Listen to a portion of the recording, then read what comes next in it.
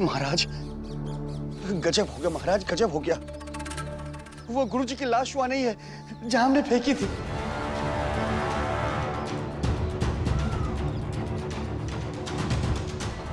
क्या?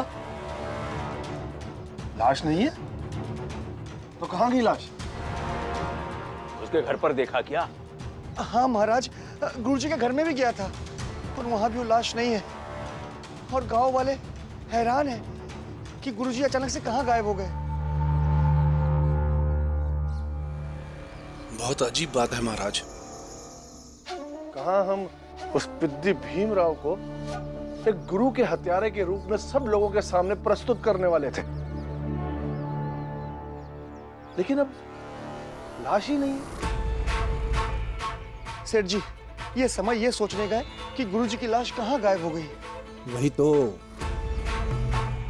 क्या पता किसी जंगली जानवर ने उसे अपना आहार बना लिया हो।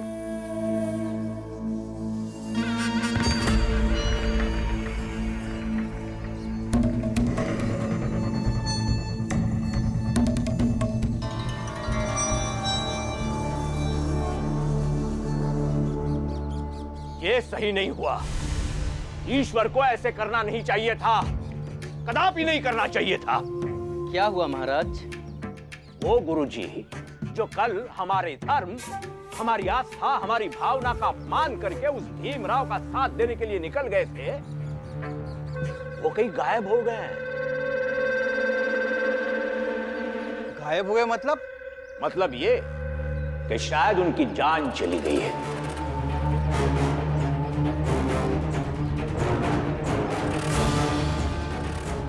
या फिर स्वयं ईश्वर ने उन्हें गायब कर दिया, ताकि आप सारे शिक्षकों को यह संकेत मिले कि उस भीमराव का साथ देना उस ईश्वर को मंजूर नहीं है। और गुरुजी, एक गुरु की ऐसी दुर्दशा का जिम्मेदार वो पिद्दी भीमराव ही है। गुरुजी, आप लोगों को क्या लगता है कौन जिम्मेदार है?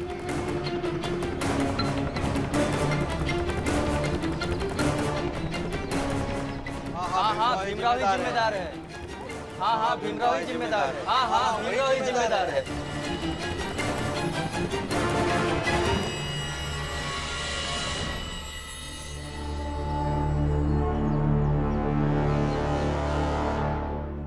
उधर देखिए, इतना बड़ा अनर्थ हो गया है और ये तीनों विद्यालय जा रहे हैं। देखिए बेशर्मों को।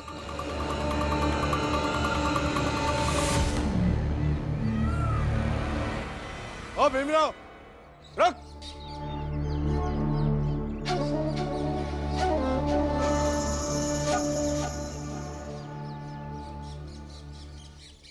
भीमराव, तुम्हारी पढ़ाई के बारे में कोई कुछ कहेगा तो मैं उसका सर फोड़ दूंगा।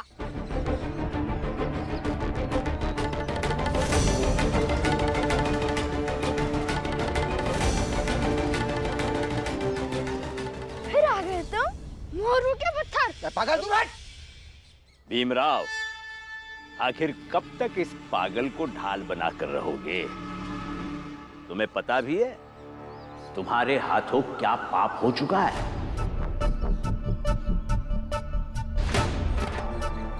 ऐसा क्या हो गया है?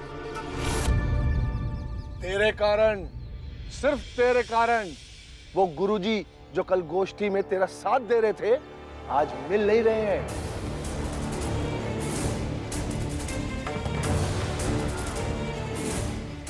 शायद ईश्वर ने उन्हें सजा दी है। मिलने रहे मतलब ये कि शायद धर्म के विरुद्ध जाकर तुम्हारा साथ देने की उन्होंने सजा पाई है, और सजा में उन्होंने अपनी जान गंवा दी है।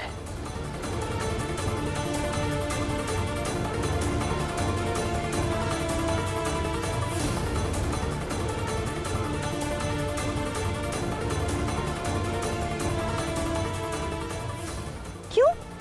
क्या हुआ? उन्हें सांप काट लिया क्या?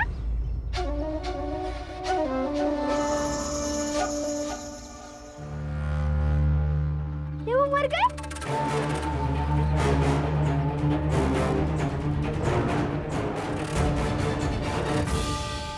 ये तो नहीं पता, लेकिन जब तक गुरुजी नहीं मिल जाते तब तक भीमराव तुम किसी विद्यालय में नहीं पढ़ सकते हो। हमारा शिक्षक समुदाय तुम्हें किसी विद्यालय में पढ़ने नहीं देगा।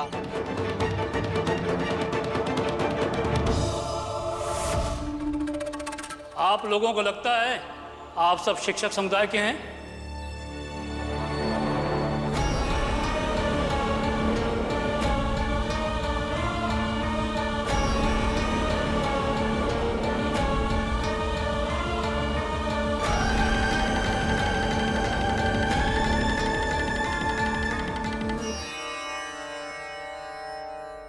खुश रहो।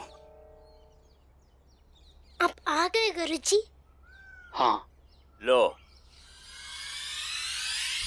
अब आ गए गुरुजी। अब ये एक तरफा बात करेंगे कि जैसे संसार में सबसे विद्वान इन्हीं का ये शिष्य भीमराव है। नहीं, आज मैं बस आपके ईश्वर का गुणगान करने आया हूं। मैं मान गया हूं आपके ईश्वर को, जो सब कुछ देखता है, सारी चीजों का हिसाब रखता है। वाह गुरुजी वाह, लगता है आपका दिमाग ठिकाने आ गया है। इसीलिए आप हमारे ईश्वर और महाराज को भी मानने लगे हैं। बहुत बढ़िया। गुरुजी कैसे बातें कर रहे हैं आप? अगर इनका ईश्वर सब कुछ देख रहा होता तो इनके इतना अहंकारी होने पे कुछ कहता नहीं इनसे। भीमराव, कल अगर मैं सही समय पर वहां नहीं पहुंचता तो ये लोग आज तुम्हारे गुरुजी की लाश को यहाँ लाकर सारे लोग मिलकर तुम्हें गुरुजी का हत्यारा साबित कर देते।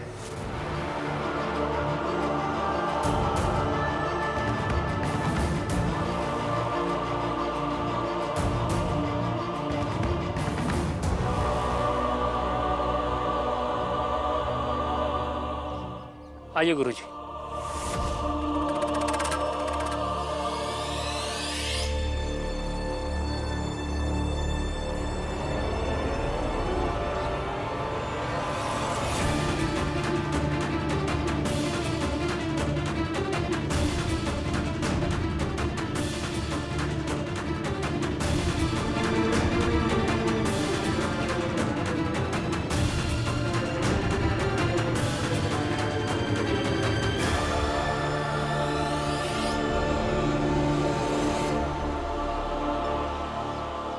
गुरुजी कहाँ थे आप? मैं बताता हूँ कहाँ थे। कल दोपहर में जब मैं अपनी रिश्तेदारी से वापस लौट रहा था तो जब मंदिर के पास तालाब पे पहुंचा तो मैंने देखा गुरुजी जमीन पर बेहोश पड़े थे।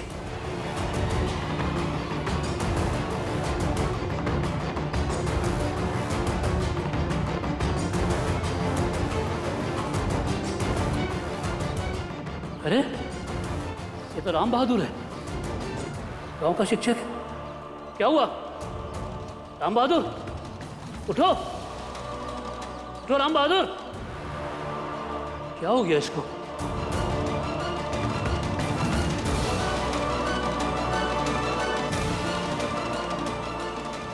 अरे, इसको तो सांप ने काटा है। वैद्य जी को बुला के लाता हूं।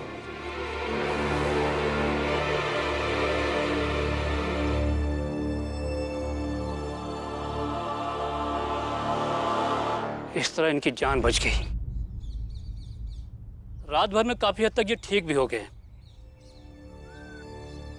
और मेरा शिष्य भीमराव गुरु की हत्या के लांछन से बच गया।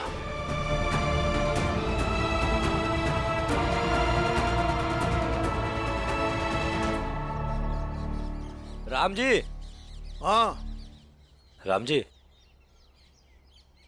तुम्हें पता है आज क्या हुआ? क्या हुआ? अंबेडकर गुरुजी ने तुम्हारे बेटे भीम पर कलंक लगने से बचा लिया। लेकिन हुआ क्या?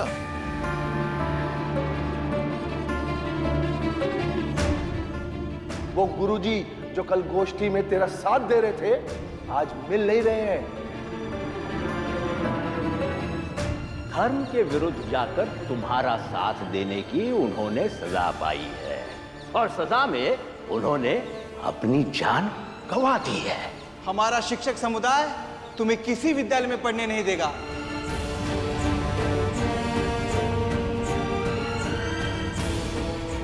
कल अगर मैं सही समय पर वहां नहीं पहुंचता तो ये लोग आज तुम्हारे गुरुजी की लाश को यहां लाकर सारे लोग मिलकर तुम्हें गुरुजी का हत्यारा साबित कर देते।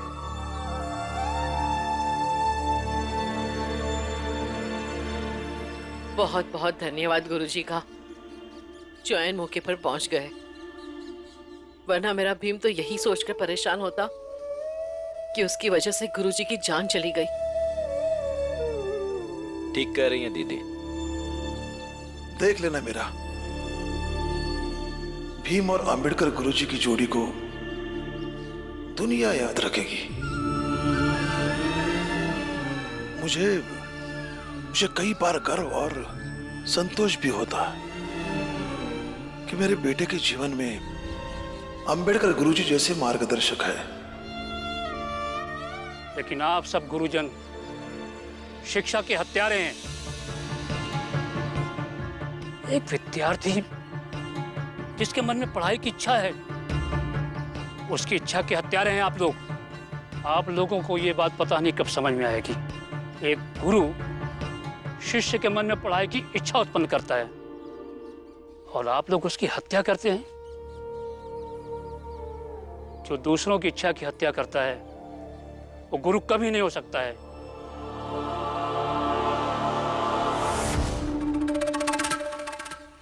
आज सवाल आप सबके अस्तित्व पे है, इसलिए आप लोग जो भी फैसला कीजिए अच्छी तरह से सोच समझ के लीजिएगा। लेकिन मैं अपने फैसले पर आज भी कायम हूं। चलो भीम और आनंद विद्यालय, मैं और अंबेडकर गुरुजी तुम्हें पढ़ाएंगे। हाँ भीमराव, विद्यालय चलो। चलो आनंद, आओ।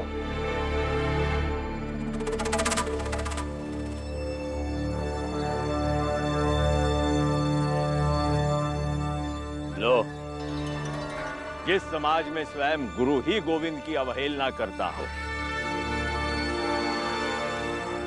उस समाज को कोई भी नहीं बचा सकता, ये गोष्ठी भी नहीं।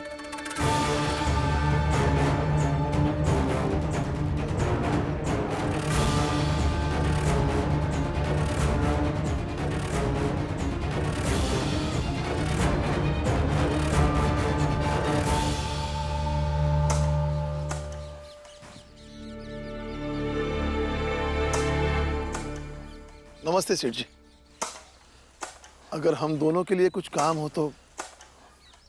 देखिए, काम तो बहुत है, लेकिन हम आपको नहीं दे सकते। और राम जी, आपके साथ आए इस आदमी को भी नहीं दे सकते हम। क्यों, क्या हुआ? क्योंकि आपके बारे में हमने बहुत सुन रखा है। आपने कई जगह पे काम किया है, लेकिन हर जगह आपको लेकर कुछ न कुछ बवाल होता रहा है।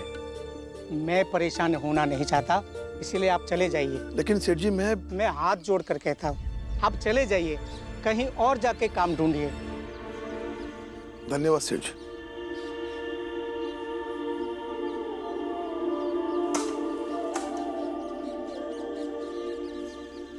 भीमराव, आज पहली बार महाराज तुमसे डर रहे होंगे। डर रहे होंगे मतलब? हाँ भीमराव, महाराज को लग रहा होगा ईश्वर ने तुम्हारी मदद की। ईश्वर के नाम पर जीवन चमकाने वाले लोगों को सबसे ज्यादा डर ईश्वर से ही लगता है। भीमराव, ये तुम्हारी पहली जीत और महाराज की हार है। ईश्वर, उस भीमराव का साथ दे के आपने सही नहीं किया। क्या हम जो आपके अस्तित्व के लिए, हमारे धर्म की रक्षा के लिए दिन रात मेहनत करते हैं, क्या हम गलत हैं? क्या सचमुच आप ये सोचते हैं कि हम गलत हैं? तो बताइए ईश्वर, बताइए आप साथ किसका दे रहे हैं, हमारा या उस भीमराव का? आपको संकेत देना होगा ईश्वर, क्योंकि आज पहली बार हमें उस भीमराव से भय होने लगा है, और ये सही नहीं है, कदापि सही नहीं है। और महाराज का ये भय तुम्हारी पहली जीत है उस पाखंडी महाराज के ऊपर। ये जीत मुबारक हो भीमराव। गुरुजी, मैं विद्यालय निकलता हूँ। मेरी जान बचाने के लिए शुक्रिया। भीम और आनंद, तुम भी आ जाना।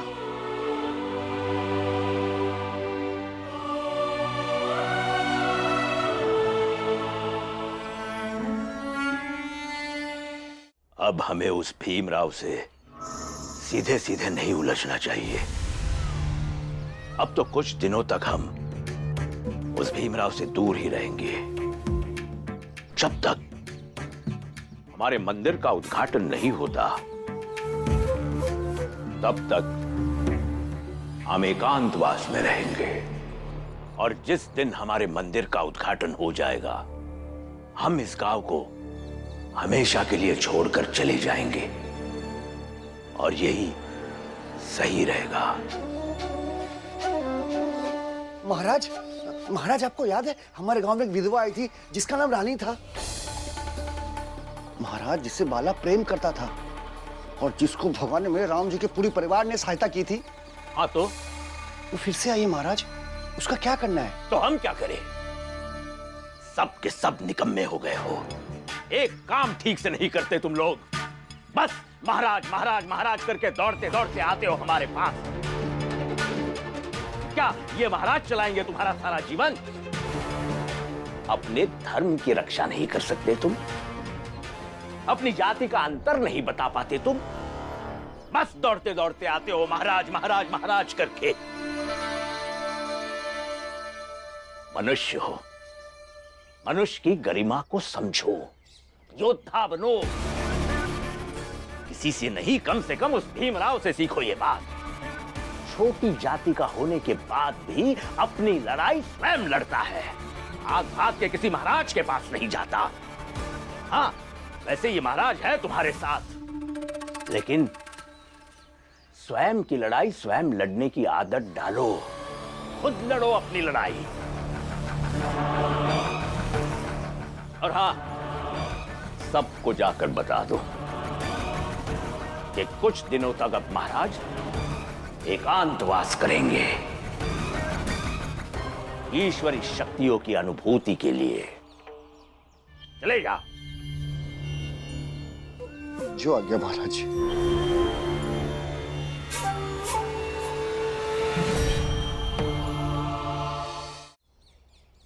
गुरुजी, आज अगर आप नहीं होते तो शायद ये कलंक जीवन भर मेरे साथ रहता।